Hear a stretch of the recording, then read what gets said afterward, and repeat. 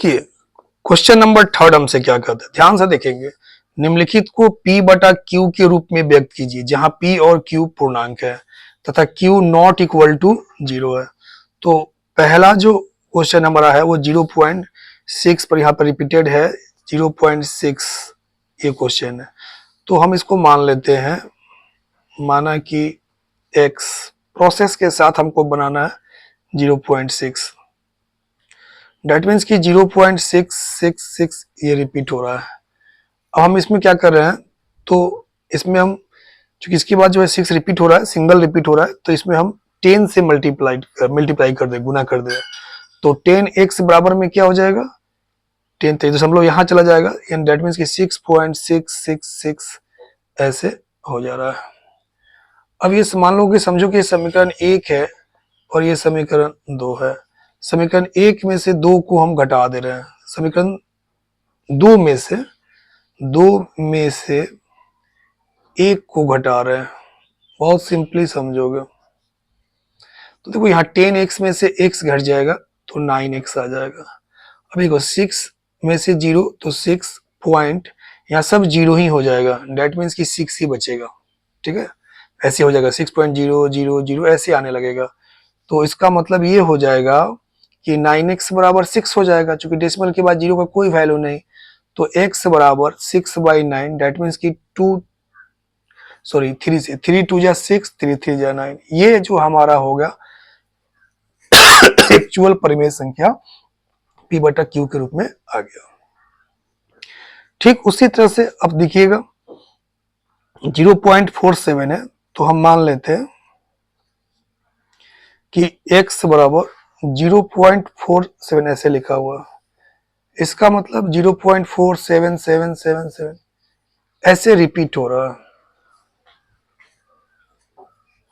ठीक है, तो सबसे पहले इसको हम छटकाएंगे। सबसे पहले यहां से क्या करेंगे हम लोग, जैसे कि 10 से मल्टीप्लाई करेंगे। ठीक है, इस नंबर को जिस पर रिपीट नहीं है, तो पहले हम लोग 10 से मल्टीप्लाई कर रहे हैं, तो 10x बराबर, तो ये हो जाएगा 4 पॉइंट, ध्यान देंगे 77777।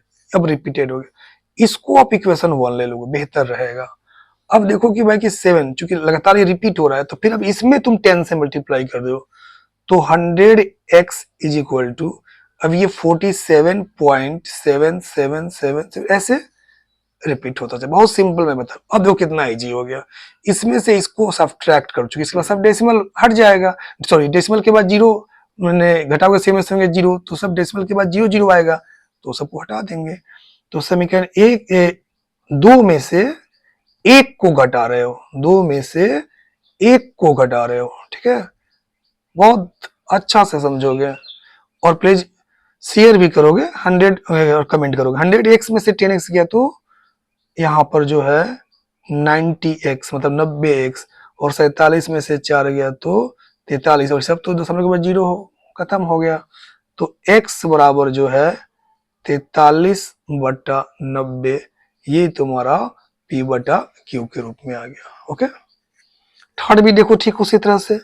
थर्ड हमसे क्या लिखा हुआ है, 0.001, यानी ऐसे मान लो, माना कि x बराबर 0.001 ऐसे था, डेट मीन्स कि 0.001 001 001 ऐसे।